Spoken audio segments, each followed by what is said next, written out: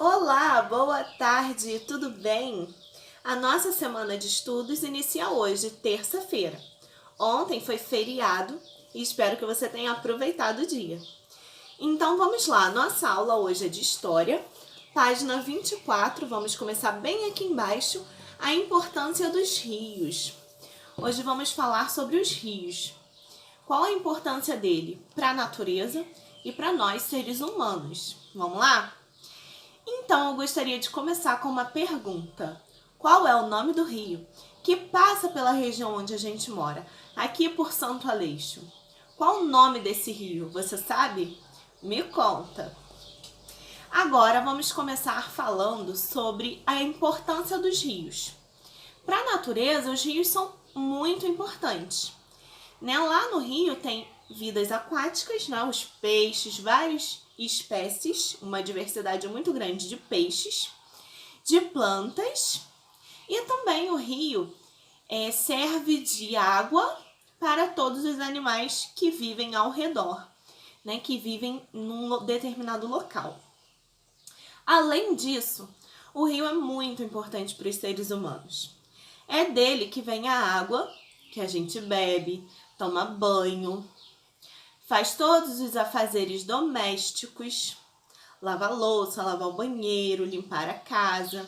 A gente utiliza essa água. E além disso, essa água é importante para regar as plantações. Então, muitas cidades surgiram em volta de rios. E hoje nós vamos conhecer um específico, o Rio Nilo. Vamos falar um pouquinho sobre ele. Agora nós vamos ler na página 24. Acompanhe a leitura aí, tá bom? Com muita atenção. E o que você quiser marcar com marca-texto ou um lápis de cor que você achar importante, você pode ficar à vontade. As primeiras comunidades de agricultores se instalaram em regiões próximas às margens de grandes rios na região da Mesopotâmia, do Egito, da Índia e da China. No decorrer do tempo, esses e outros rios se tornaram fundamentais para a criação das primeiras cidades da história da humanidade. Então, as primeiras cidades foram criadas ao redor de rios. Os rios são muito importantes. Na página seguinte, a vida em torno do Rio Nilo. Vamos conhecer um pouquinho mais. Os povos mesopotâmicos, indianos e chineses se desenvolveram perto de rios, e como os egípcios, não foi diferente. As margens do Rio Nilo, localizado no continente africano, foram fundamentais para esse povo, que vivia cercado pelo grande deserto do Saara. Com certeza você já ouviu falar sobre o deserto do Saara, não é mesmo? E nada melhor do que uma água lá para aquele povo.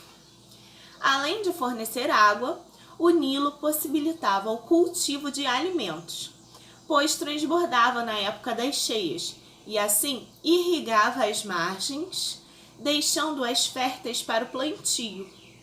Então, quando o rio enchia demais, ele inundava suas bordas, suas laterais, e assim, quando voltava ao normal, aquele solo estava fértil para plantar. Nas épocas em que o rio estava baixo, os egípcios antigos plantavam trigo, papiro, algodão, figo, uva e alho, entre outros alimentos nas margens. Papiro é planta usada para confeccionar papel e embarcações. Então vamos observar a imagem do Rio Nilo. Observa aí no seu livro com atenção.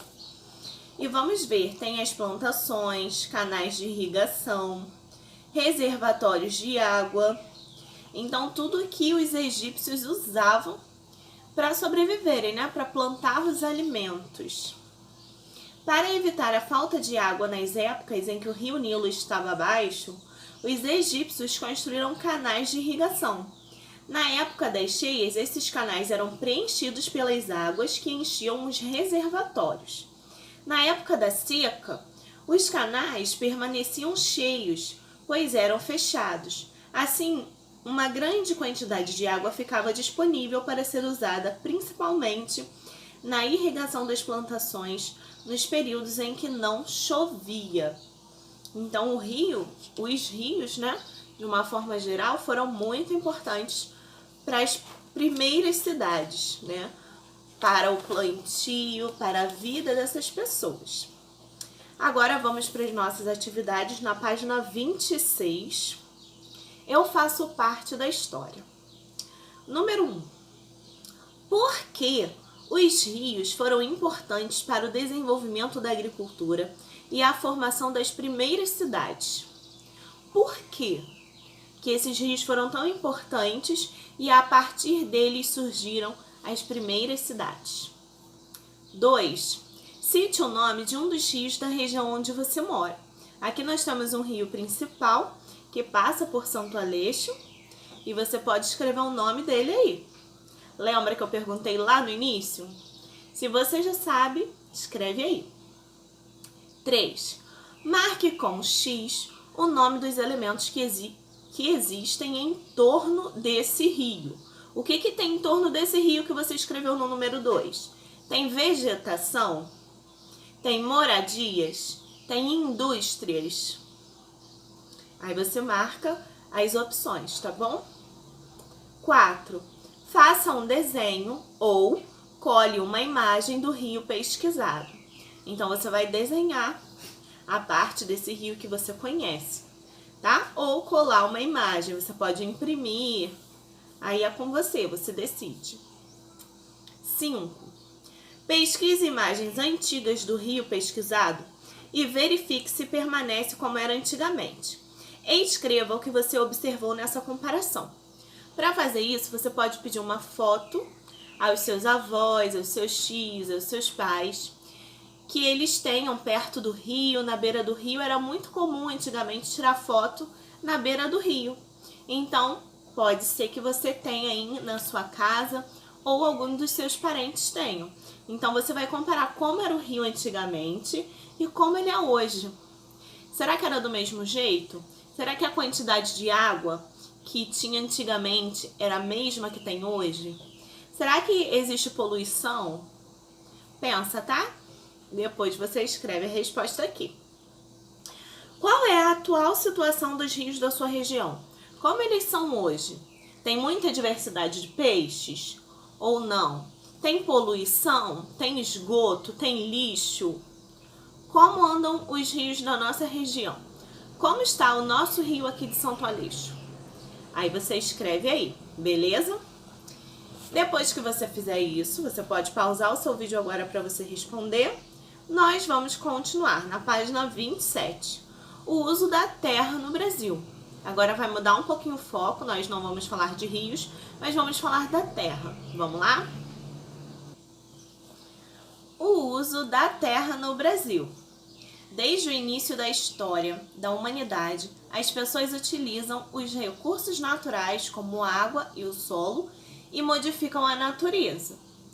Criam canais de irrigação, lagos artificiais, estradas, pontes, áreas de pastos e etc., com o objetivo de adaptar ao meio natural para atender às necessidades humanas de habitação, transporte e alimentação, por exemplo. Então, o ser humano utiliza os recursos da natureza para viver melhor, para se adaptar, né? Para dispor das suas necessidades diárias de água, de comida e de transporte. O território brasileiro até 1500. Você sabe que o Brasil foi descoberto pelos portugueses em 1500, mas já haviam habitantes por aqui, não é? Os índios, eles já habitavam as terras brasileiras. Então, vamos ver como era esse espaço, esse território brasileiro, na época em que somente os indígenas habitavam. Vamos lá? Vamos ler? O espaço natural brasileiro passou por muitas transformações no decorrer do tempo.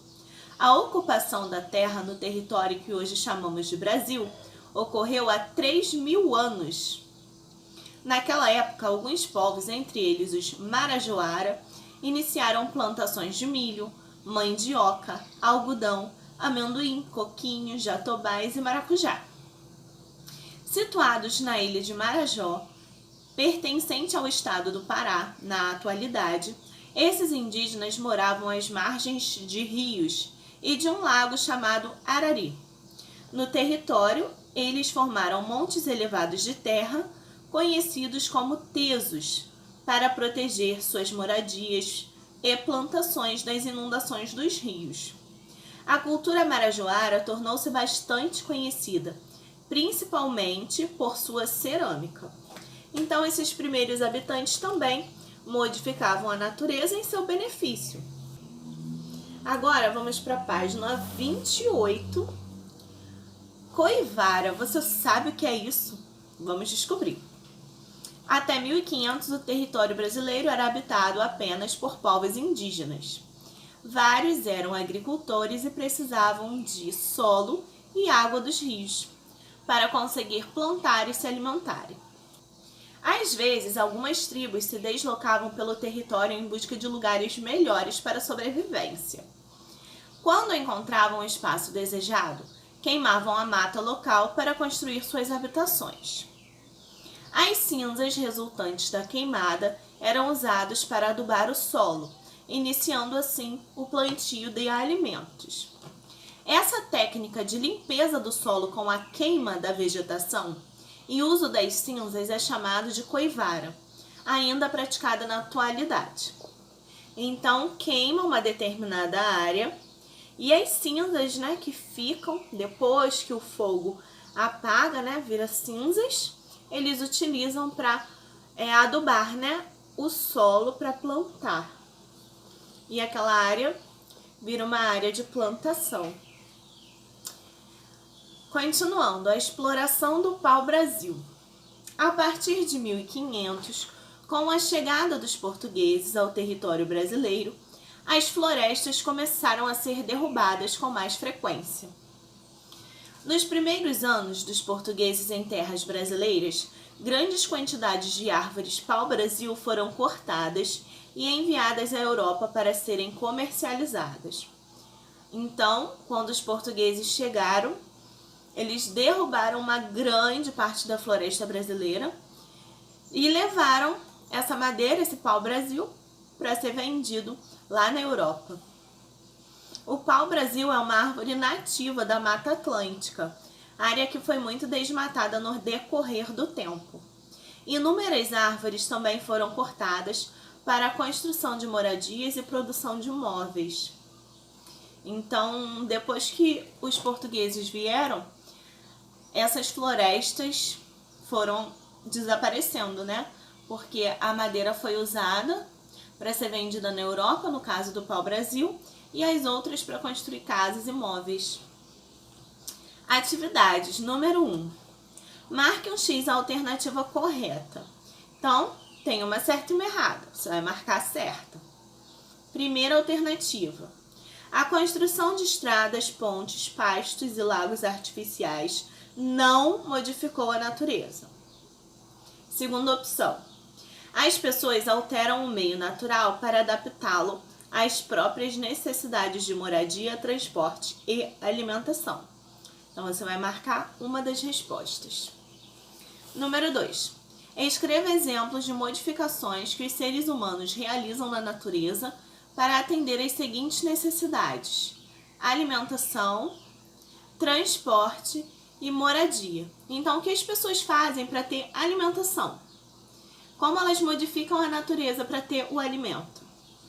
Como elas modificam a natureza para ter transporte? E como as pessoas modificam a natureza para ter moradia? Então, pense um pouquinho e responda. 3. De que forma os portugueses iniciaram o desmatamento da Mata Atlântica? Lá no início, quando os portugueses vieram para o Brasil. Como foi o desmatamento da Mata Atlântica no início? Aí você escreve aí, tá bom? Agora nós vamos para a próxima atividade, explorando documentos, e vamos observar essa imagem com muita atenção. Esse é o Morro dos Prazeres, na cidade do Rio de Janeiro. Passou a ser ocupado por moradores a partir dos anos de 1940.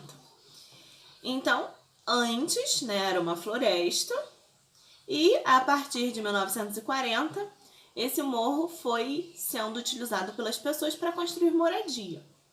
Então vamos lá, número 1. Que fator modificou a vegetação do Morro dos Prazeres de acordo com a imagem?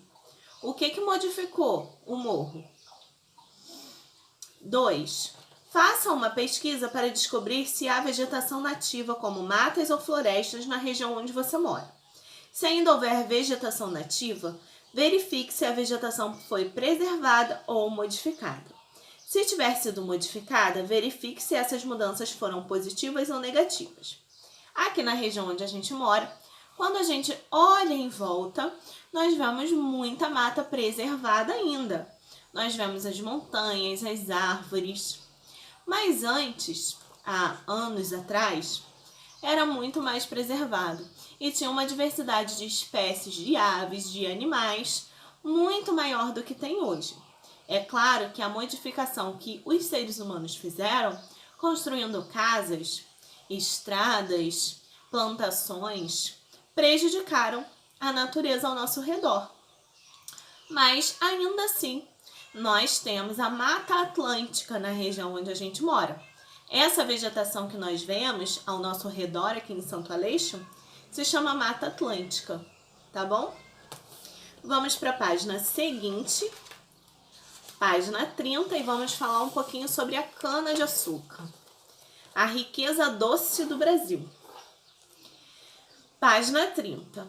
A partir de 1530, então 30 anos depois que os portugueses descobriram o Brasil, a agricultura começou a ser praticada pelos portugueses no território brasileiro.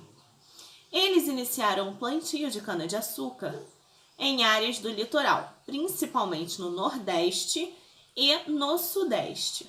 Contudo, para cultivar cana-de-açúcar, era preciso uma grande área de terra, e por isso diversas áreas de florestas foram destruídas.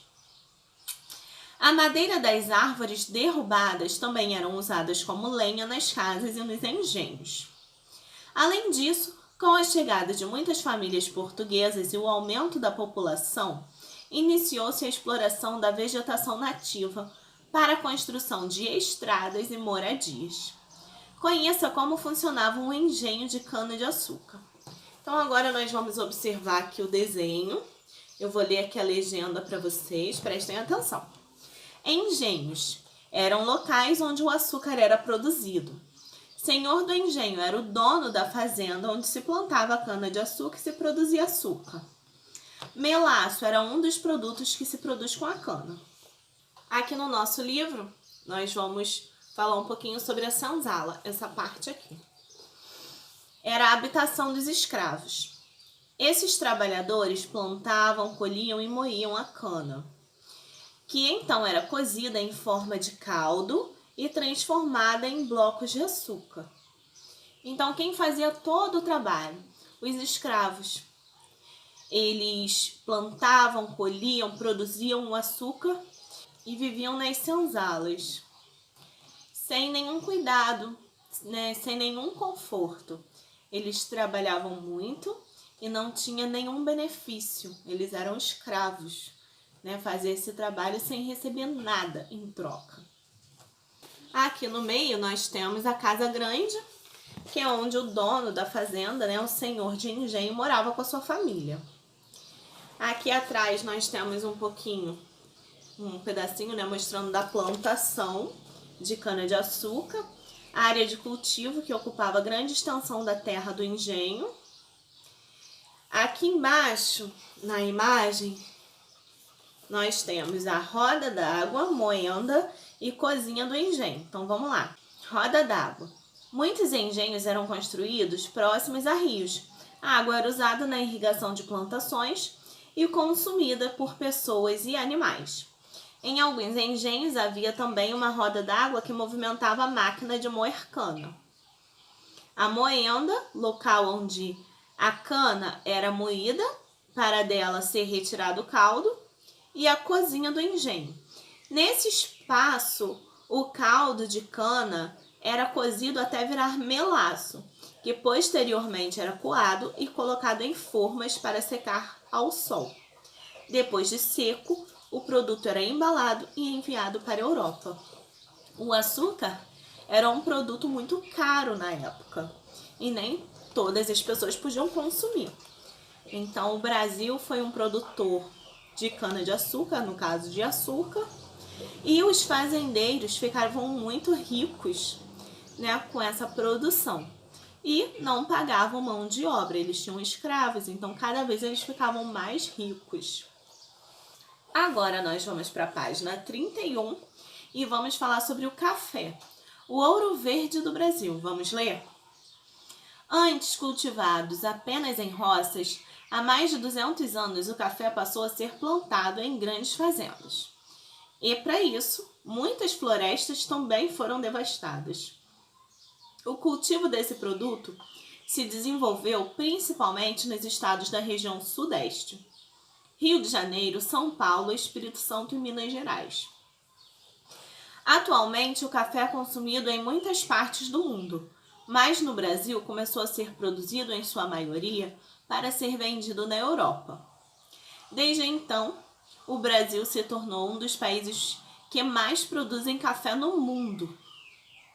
Conheça algumas etapas da produção de café realizadas antigamente. Então vamos lá, nós vamos observar aqui 4 etapas. Primeira, a colheita do café.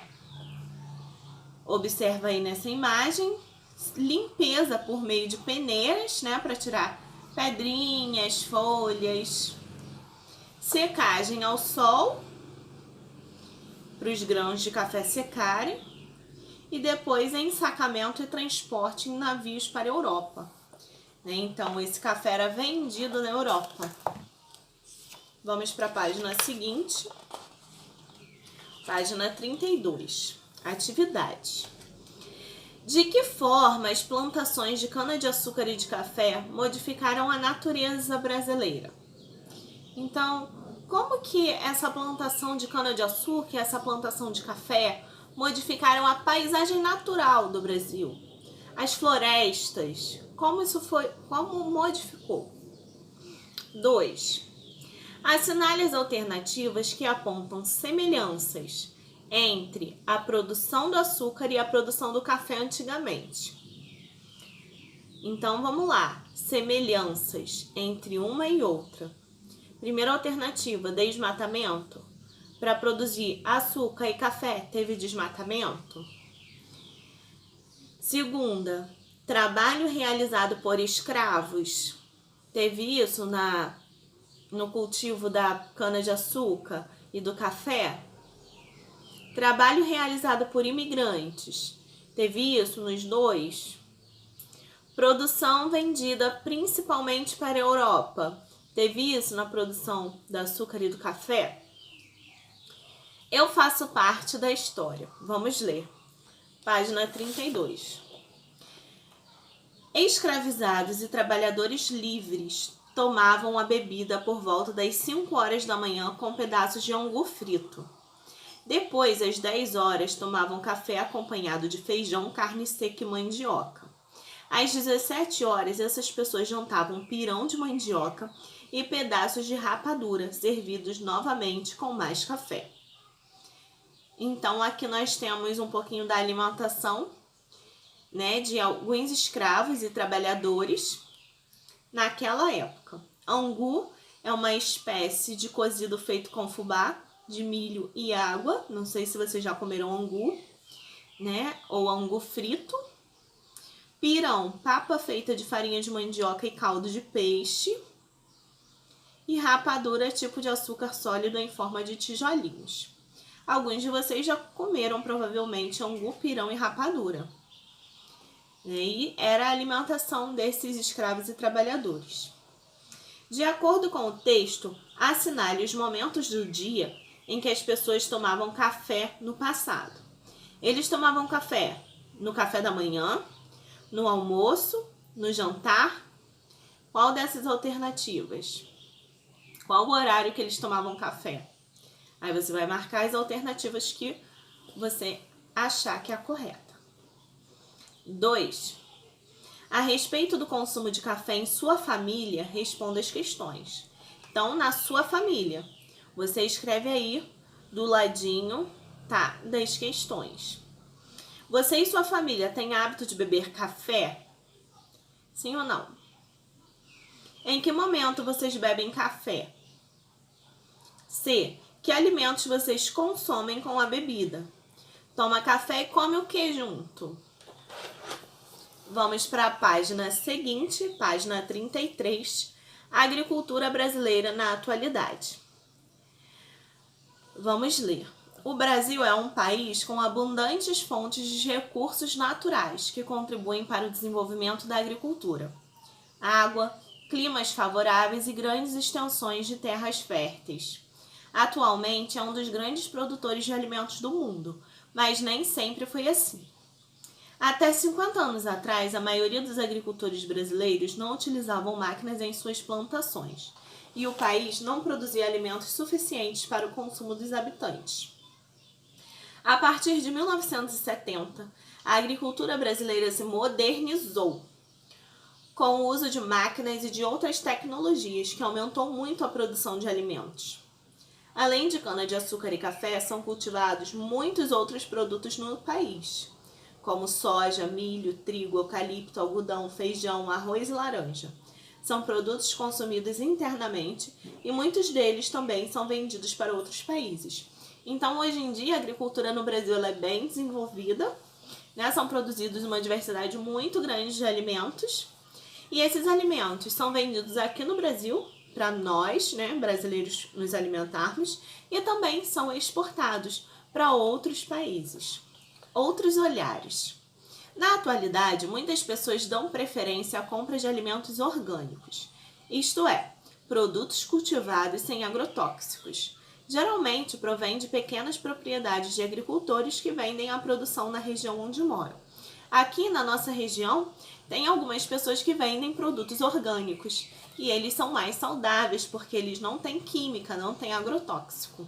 Agrotóxicos são produtos químicos usados no combate e prevenção de pragas ou doenças em plantações. Então, em grandes plantações, é necessário o uso de agrotóxico para não ter nenhuma infestação de pragas ou de doenças nas plantas. Mas em pequenas quantidades, em agricultores locais, né, eles não precisam usar agrotóxicos, eles usam coisas naturais, técnicas naturais, e esses alimentos são mais saudáveis. Então, muitas pessoas dão preferência a esses alimentos, né, alimentos orgânicos. Vamos para a nossa última página de hoje, página 34, explorando documentos. Vamos lá? De acordo com a leitura da imagem e os seus conhecimentos, marque X as afirmações verdadeiras. Então, é essa imagem aqui, ó. Observa bem aí no seu livro. A imagem retrata como era feita a colheita de cana-de-açúcar no passado. Segunda alternativa. A colheita de cana-de-açúcar sempre foi realizada por máquinas. A imagem retrata como é realizada a colheita de cana-de-açúcar atualmente. Última alternativa. A colheita de cana-de-açúcar passou por transformações no decorrer do tempo. Então, nós temos duas respostas verdadeiras e duas falsas. Você vai marcar somente as verdadeiras. Agora eu sei. Vocês vão ler esse finalzinho aqui, ó. Tá bom? Com muita atenção. E a nossa aula de hoje chegou ao fim. Um beijo, fiquem com Deus. Qualquer dúvida, entre em contato. Tchau, tchau.